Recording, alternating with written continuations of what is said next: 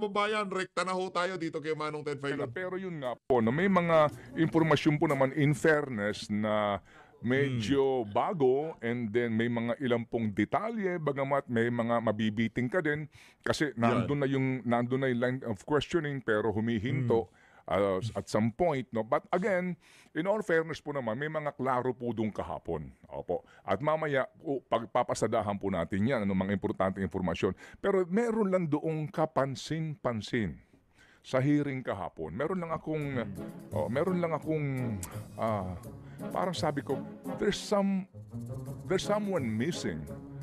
May mga missing doon. Napansin mo ba? May hinahanap si Kong Toby. Sino? Yung ba yung hinahanap mong missing? Si Zaldico. Si Zaldico. Kasi nga nag-motion din si Congressman Erice May point. na dapat ipatawag natin dito yung dalawang kongresista na iniuugnay dun sa mga construction firms na inilabas ng Pangulo. Hindi lang yun. Yung punto, ang pinanggagalingan nitong lahat, yung insertion. No? Yan, yung sa budget MyCam. insertions. Okay. So ang hinahanap nila doon, ang gusto nilang pasiputin ay si former APRO Chair Zaldico and, alright, ito pong si Senator Grace po on the part of the Senate. Oh, yes. Doon po sila nagkaroon ng diskusyon din sa motion na iyon. Tingin ko ho naman, may basis yun kasi nga, sabi nga, we have to address first the elephant in the room. Ano ba pinanggagalingan nito? Pero doon mga kapatid kahapon Alam nyo mga kababayan, kahit saan pa tayo magpapaikot-ikot dito, babalik at babalik tayo dyan sa Committee on Appropriations. So maniwala ako kahit siya hindi.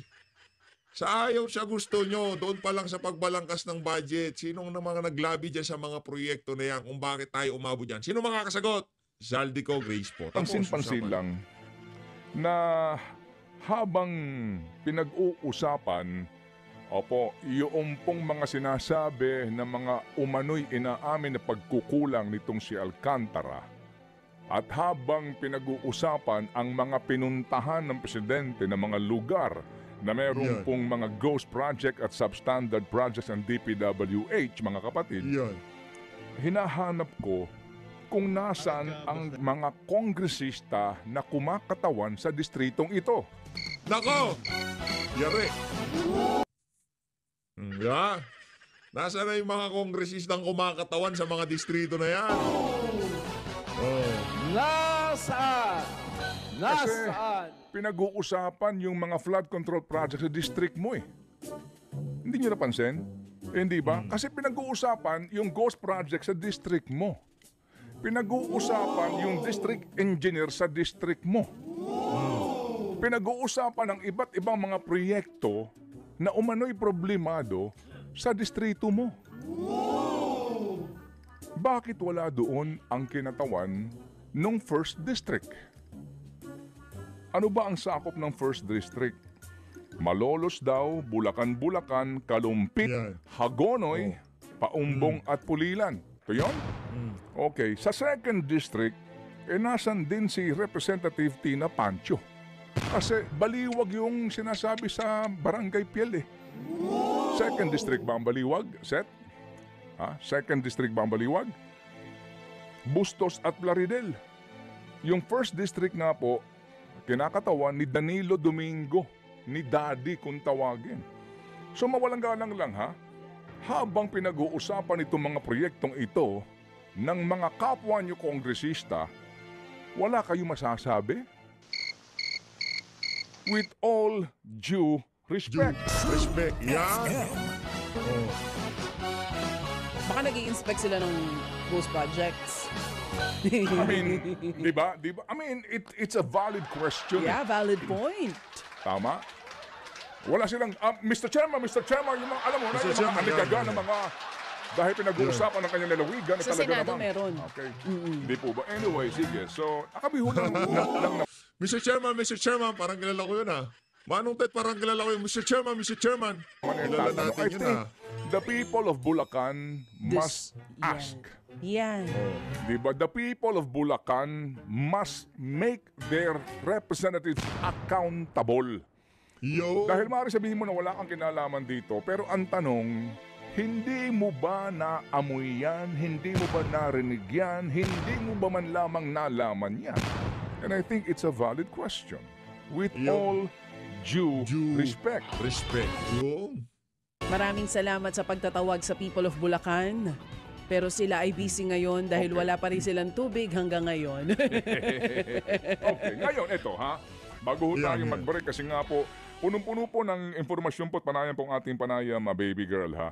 Sige, so kahapon po naman in the Senate, pinag-uusapan na po natin ang proposed budget. No? Kasi tapos na po yung ang sabi, macro presentation po sa pambansang budget. Sa mga nakikinig ngayon ha, sa ating mga suki po ng mga manggagawa, dito talaga ho may pakialam po tayo dito. Please, makialam na po tayo. Ayoko pong sabihin na gawin natin yung ginagawa doon ngayon sa Indonesia, sa Jakarta particularly. Yan. Sa Jakarta po, alam niyo pinakahuling balita.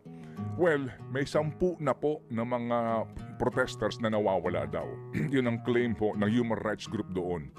May nawawala na, may mga dinudukot na kasi nga lumubha ang protesta. Umabot na po sa punto ng maliban doon sa panununog ng ilang po mga building na sinasabing pag-aari daw po ng kanilang mga politiko.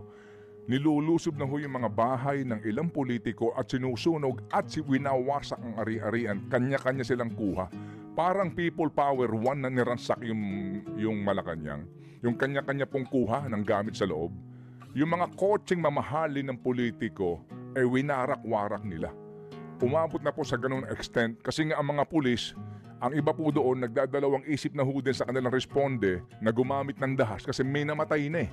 At naging issue pa ho yun, kaya ho lalong naglagablab yung galit ng mga taga-Jakarta. Hindi namin sinasabi na gawin po natin yun. Ano ho? Huwag sanang humantong po sa ganung sitwasyon. Pero dito nga po sa isyong ito, makialam po tayo. Alam niyo kung bakit? Kasi unang-una, baby girl ha, magkano ang proposed budget?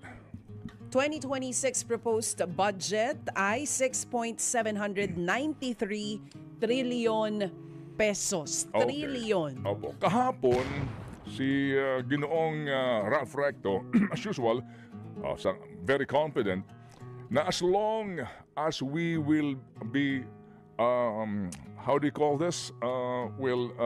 In Filipino, Sige, Tagalogin mo na lang. Sabi niya, Oo. Tagalog Basta- na, Tagalog. nauunahan ng pag-unlad ng ekonomiya ang ating utang. We're good, Mr. Chairman. We're good. Okay tayo dyan. Basta ho, nalalagpasan ng takbo pag-unlad ng ekonomiya ang ating utang. We're good. We're good. And itong ating utang na to, 69% yan na domestic. So kumbaga Yeah. tayo umuutang lamang sa ating mga sarili. Yeah. At yung pong the rest ay foreign. So at least Yeah. kahit papaano, umuutang tayo sa kapwa Pilipino. Yan ang kanyang mga ipinapangalandakan, baby girl, kahapon ha. But basically po mga kapatid, lumalabas nga na mga sa computation po ngayon, ito ha, Mr. Jose Marie Perez, Mr. Aaron Tolentino of Hagonoy, Bulacan, Ma'am Jen Rebuta. Rebuta. Opo, 176,000 pesos ang utang natin bawat isa. Kapag tinotal natin yan, opo. So yung anak mo, 176,000 ang utang niya as of today. Alright. So uutang pa po tayo dito ng halos mangangalaha 40% aabutin ng ating pong pambansang budget. So, kasi nga po, ang sinasabi ni Ginoong Recto, sa ngayon yung kinikita ng gobyerno ay sapat lamang para sa pangsweldo, para sa pangkuryente, pangtubig, pangbenepisyo ng ating mga manggagawa sa gobyerno.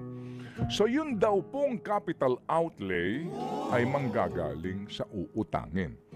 Ang siste, lumalabas pa lang ngayon sa pagsusuri po nila Senator Ping Lacson, ang siste sa unang review pa lamang ng DPWH proposed projects, 50 billion na kaagad ang may red flag. Hindi pa sila tapos. Kasi libo ang pahina nito. Nako. So ang tanong nga ngayon dito mga kapatid, ikaw na nakikinig ngayon, alang yung buhay to, di ba? Uutang tayo para pondohan itong gastusin na naman ng DPWH. Naopo! Di ho ba? Naopo! Sakit! Ramdam ko yan, Manong Ted. Kawawang Uutang Pilipino. ka kung kailangan mo ng pera sa napaka-importanting gastusin. Ngayon na lumalabas po, tip of the iceberg pa lang ito eh. Hindi pa, mga kapatid? Hindi ba, palagay ko, wag natin madaliin itong pagpapasa ng budget na to. Wag na tayong, di ba, magkumahog para sa deadline. Kasi nga magkakaroon ng reenacted budget, hindi naman tataob ang gobyerno eh. Kahit na po abutin pa tayo ng Pebrero dito, tutuloy-tuloy lang naman yan after all, mga kapatid, di ba? Hindi agad-agad mauubos ang pera. Ba't ka magmamadali? Dapat talaga dito, isa-isahin natin ito. Hindi ba? Kasi ang hirap kayang gumising ng maaga. Ang hirap kayang, for Diyos por Santo, talaga naman oo. Kaya pag pinanonood mo sila, itong mga taong ito na nagsasabi na wala naman tayong problema mangutang eh. Kasi umuunlad ang ekonomiya ng ating bansa. Umuunlad kanyo. Umuunlad sila. Hindi ba? Tatahitahimik ka dyan. I was about to say, nung sinabi mo na umuunlad ng ekonomiya ng bansa, karamihan for sure ang isasagot, saan banda? Yeah. Pero kita naman natin. Kita naman natin ang ilan na umuunlad talaga ang buhay nila. So sana all na lang ang sagot ng mga kapatid natin dyan. Sige po. Sorry po kasi nga sabi Maliwanag pa sa sikat ng araw na talagang meron tayong problema kung paano atakin ng pamahalaan na korupsyon, itong pagdating sa flood control, pagsalansan ng budget, pangungutang, meron malaking problema ng Pilipinas. Kaya ang tanong dito, di natin sinasabing gagayahin natin yung nangyayari sa Indonesia. Hindi natin gagawin yun. Sinasabi natin dito, kailangan ng gumalaw ng sambayan ng Pilipino. Ngayon, kung di tayo gagalaw, dadaan lang natin to sa keyboard warrior sa social media. Pagka nagkaroon ng pagkilos, di tayo sasaya. Kalma. Hindi, paglalabas ng saloobin. Ika nga yung tipong pagsasalita. Tayo naman, yung peaceful protest. Yan, peaceful protest tayo. Ito, kay Congressman Ugam daw tayo. Go! You have the floor, sir. Thank you. Thank you, Madam Chair. I have a question to DPWH. Perhaps Secretary Vince could delegate this to one of his deputies, considering that bago pa siya nakaupo. My question is this. What happened, anong nangyari sa big ticket, high impact flood control projects that were funded by ODA? They were lodged under the Foreign Assisted Projects or FAPs. I think this was presented in the 2024 budget and 2025 budget. Can you give me an explanation or clarification on that? Kasi malalaki to. I understand that the foreign creditors here are JICA, Asian Development Bank, World Bank, IBRD, Asian Infrastructure Investment Bank, Korea Economic Cooperation Development Fund, and the government of China. Pag na-approve na kasi yan, yung mahaba yung proseso, very, very technical. Kompleto yan, feasibility study, everything. Pumasa na ito sa DBCC, pumasa na sa Monetary Board, at saka meron ng sovereign guarantee. Anong nangyari? Please clarify, Your Honor. Mr. Chairman, Honorable Sid Ungab, if I may just ask Undersecretary Emil Sidain, who is in charge of our foreign assisted projects, to respond. Good morning, Madam Chair, Your Honors. Relative to the ODA or foreign funded projects, which are actually the high impact projects, this has been actually implemented, Madam Chair, Your Honors, in most of our yearly implementations since the past administrations until now.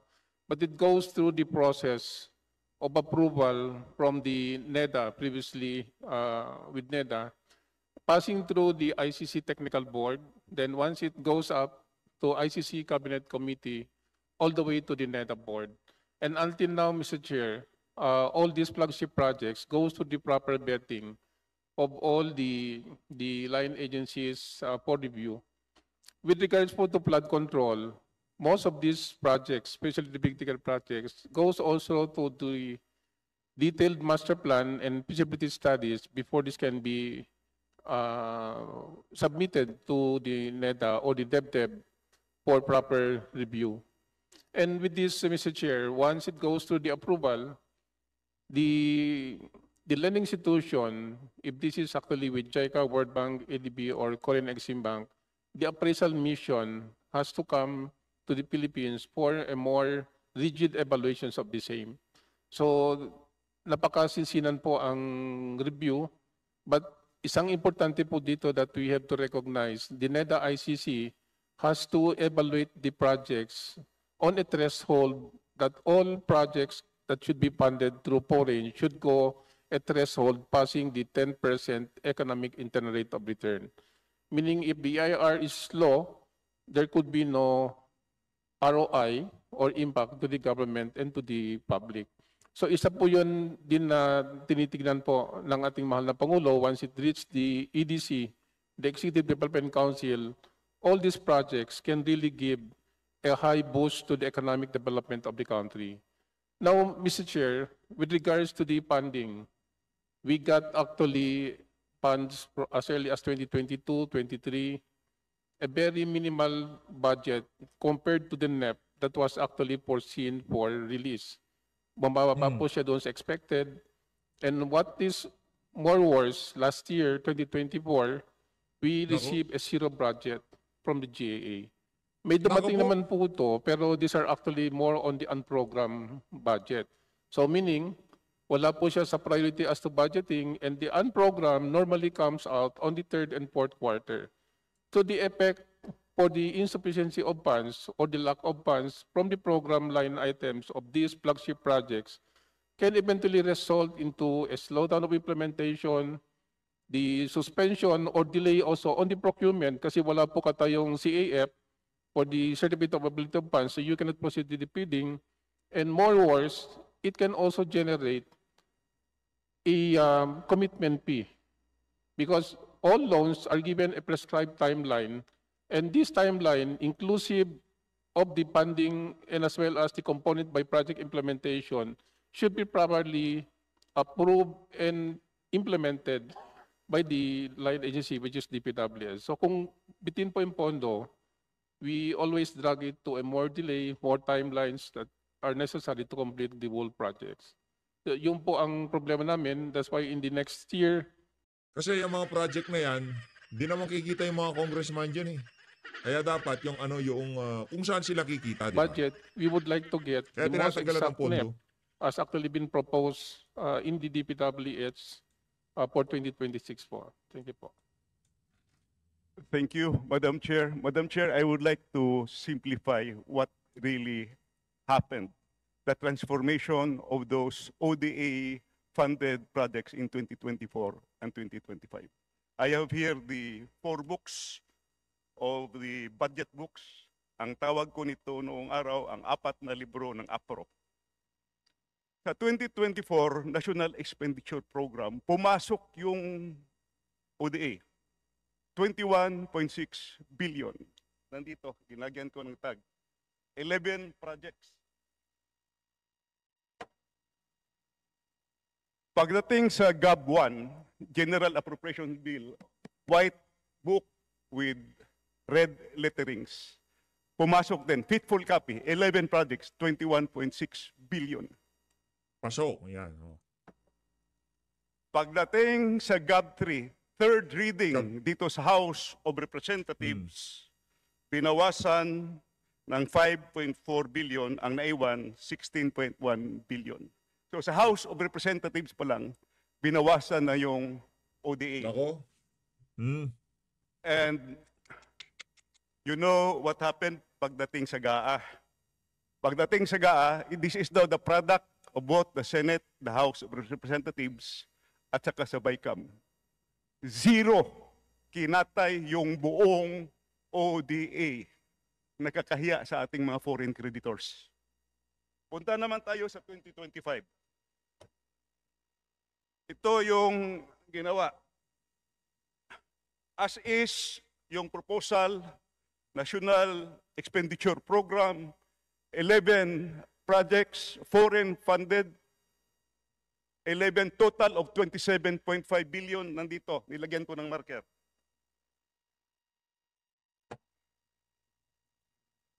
GAB 1, first reading, faithful copy. Nandito yung 11 projects. Total of 27.5 billion. Third reading, House of Representatives. Binawasan ng 18.6 billion, ang naiwan 8.9 billion na lang. ODA funded ito. May approved loan na sa mga foreign creditors. Nako. GAA 2025. In fairness to the other house, to the Senate, binalik nila yung 300 million. So yung 8.9 na naiwan dito sa House, naging 9.2 billion. Walang binawas pagdating sa Senado, pero ang overall total, ang nabawas is 67% of the flood control budget, which are big ticket. Pag sinabing big ticket, malalaki ito. These are the, kumbaga, superhighway. Dito dadalo yung maliliit. So what happened to the ODA projects? It's very simple. Tingnan nyo lang. Nawala yung big ticket projects at nagsusulputan na parang kabuti yung maliliit na projects. Makita nyo yan sa budget. In other words, gi-chop-chop yung ODA foreign funded projects pumunta sa maliliit na mga proyekto. So, sino ang members ng Chop-Chop Gang dito? Nako, sino So, kaya I ang have member three ng questions Chop-Chop? for... Kaya nga, kinakatay ho talaga ang budget. Sa maniwala ho ko sa hindi, kinakatay ho nila yung budget. Halimbawa, yan sa mga proyekto na yan, dahil hindi nga naman sila kikita dyan, hindi nila lalagay ng pondo yan. Ang mangyayari, madedelay, mape-penalty, yung dapat ginhawa na mararanasan ng mga Pilipino, hindi mangyayari. Dahil nga, kinakatay yung pondo para sa mga infrastruktura na yan at ilalagay nila doon sa mga flood control na mabibigyan sila ng ika nga pakimkim. O, di ba? DPWH. Hmm. First question ko, kung natuloy sana itong mga proyekto, 2 taon Yung 2024, zero budget. Please Reduced by wind up. 67%. Please wind up. Nako, yan. Natutumbok kasi ni Ungab. Natutumbok kasi ni Ungab yung mga kabuktutan na nangyayari dyan sa House of Representatives. Sagutin nyo kung sino yung mga chop-chop gang dyan. Si Don Gonzales ba kasali sa chop-chop gang? Si Zaldico ba kasali sa chop-chop gang? Si Martin Romualdez ba kasali sa chop-chop gang? Si Gargiola ba kasali sa chop-chop gang? Si JJ Suarez ba kasali sa chop-chop gang? Sino pa ba? Yung mga maaangas dyan. Sino pa? Ito tanong to Si Delipi ba kasali sa chop-chop gang? Nakanantokwa. These are very important questions, Your Honor. The public should know this. Correct. First question ko, kung natuloy itana itong mga proyekto na ito, could have this help solve the problems in Metro Manila? Kasi nandito yung Metro Manila Flood Control Project at saka yung Pasig Marikina Channel Improvement. Second, sayang wala si Secretary Bunuan. I'm going to ask him sana dito. Did Secretary Bunuan reported this to the President? Kasi kung 2024 pa lang, na zero na yung ODA, sana hindi na mangyari yung 2025. Di ba? Last question para sa DPWH. Can we still avail of those loans? Kasi nagbayad na tayo ng commitment fee. So, Secretary Vince Dizon, I know you are a finance guy also. Sayang yung long-term, kaya nga malalaki yun, big ticket, long-term project. Saka ito, may study talaga, kumpleto. Pwede ba natin i-reavail yun? At saka yung maliliit na project, yun na lang gawin nating Government of the Philippines counterpart. I hope we can do that. So, yun po, yun lang po ang matanong ko. Sana meron pa akong isang question, hindi ko na lang idagdag. Let's hear from DPWH, Madam Chair. Thank you very much, Honorable Sid Ungab. Sir, tama po kayo, no? Napaka-importante po ng ating mga flagship projects, no? Gago na po yung mga foreign funded projects, no? Dahil po hindi po pwedeng madigay ito. Dahil ang mga digay may kaakibat na dagdag na babayarin at meron din kaakibat na dagdag na utang Kaya po talagang priority po yan. At pipilitin po namin no, na siguraduhin na makahabol tayo ngayong 2026 dito po sa ating mga foreign assisted projects. Kamukha po ng Davao Summer Bridge, halimbawa. No, kamukha po ng mga bridges natin dito sa Metro Manila. Meron din pong flood control na foreign assisted project dito sa Metro Manila at sa ibang mga lugar. So, makakaasa po kayo na pipilit po namin i-preserve at kung kaya po, talaga pong pataasin pa ang appropriation natin para sa mga foreign assisted projects natin for 2026. Thank you. Yung dalawang question, kahit later nyo na lang sagutin. Thank you, thank you. Ayun na nga mga kababayan, tawid na ho tayo dito kay Valeriano. Game! Game! From the majority. Ano lang ho Good ito? morning. Ano lang ho ito, Sersuela lang to. Kumbaga, wala kasi silang magawa dyan sa House of Representatives para naman di sayang ang perang ginabayad natin sa kanila. Hayaan nyo na ho silang tirahin nila yung mga titirahin nila. Mr. Secretary, magandang Anong kwento yan tanghali sa po totoo sa DPWH family. DPWH. Mr. Secretary, nabanggit niyo po kanina na patapos na yung master plan sa Metro Manila. Tama po? Next year. Kasi nung nakarang Congress po, ako yung chairman ng Metro Manila Development. Tinatanong ko po yan. At ang sabi sa akin ng Metro Manila Development Authority, medyo expensive daw pag nagpagawa ng master plan. Is that true? Totoo po, medyo mahal po talaga yan. Pero ang maganda naman po, ito ay funded na ng Asian Development Bank at ng JICA. Kaya po, sigurado po tayong, una, matatapos po ito at sigurado po tayo na maayos po ang paggagawa nitong master plan na ito. With that, Mr. Secretary, kung matatapos po siya next year, when can we expect na simula na po siya at matapos din yung Metro Manila plan?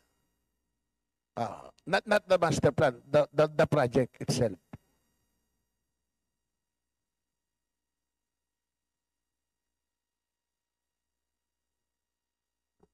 Master plan pa lang po ito. Apo. Wala pa po yung mga detailed engineering plans. No, hindi pa po kasama yon. Master plan pa lang po matatapos next year and then ang detailed engineering ay succeeding year. Succeeding year. Opo. So, kailan po itong ma-implement? Mga 2027? 2027 po. And kung alam niyo na po, mga ilang taon ma-implement tong master plan? Hindi po natin masasabi, Hindi Madam Chair. Kasi po, kailangan po malaman natin ano yung mga components ng master plan na yun para malaman po natin yung timeline at yung mga kailangan dapat gawin. So in the meantime po, since itong Metro Manila nga, lalo yung Manila is below the sea level, hindi po ba pag umulan laging bumabaha?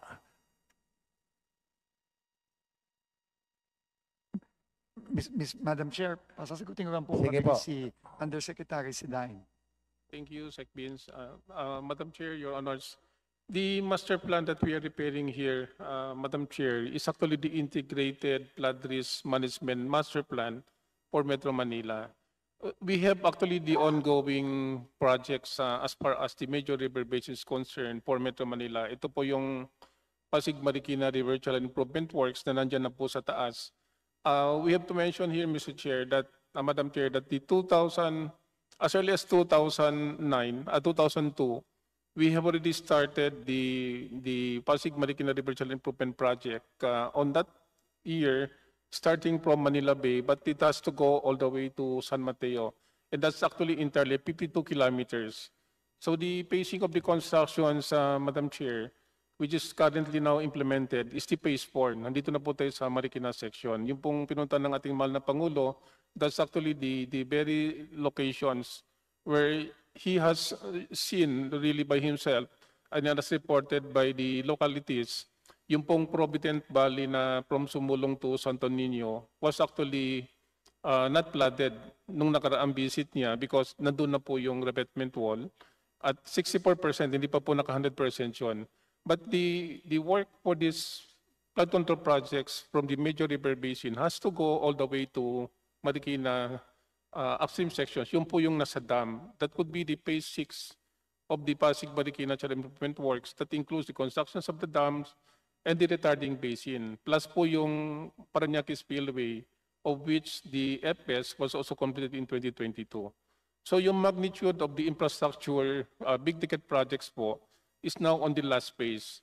Now, ito pong sinabi po ng ating buting secretary, yung integrated master plan would also include the low-lying areas of the entire 17 or 16 cities and 1 municipality for Metro Manila. Doon po yung talagang integrated na where we need to connect yung flood water from the inland can go directly to Pasig Marikina River Channel. Yung pong in-between noon, yung waterways, esteros, yung creeks, all the way to the local drainage po ng bawat localities has to be checked, verified, and rehabilitated. Doon po actually ang cost ng baha. Kung mapapansin niyo po, pag bumabaha yan, kahit saang locations na mabababa siya, it will take you several hours before it subside. Ibig sabihin, yung lagusan niya, papunta sa malaking na ilog, mahina po at saka maliit. Pero nagsusubside siya. Doon sa master plan po na sinasabi ng ating buting secretary is to unclog yung drainage, i-unclog mo yung waterways, i-desilt mo, yung floating garbage, kolektahin mo yun. At yun po ang makakapaibsan para po mabilis ang pagdaloy ng tubig from the inland cities all the way to Pasig River. So, with the instructions po ng ating buting secretary, we have actually integrated yung support po ng World Bank. Kasi yung World Bank po, sila po yung gumawa ng 2013 Master Plan at ang JICA, sila din po ang gumawa ng Master Plan noong 1990. Dalawa po yan, and both of these are active lending institutions that come up with one integrated master plan. So, yun po, mag-umpisa po tayo doon para lang at least we can start na hopefully by next year we can get the master plan po. Thank you po.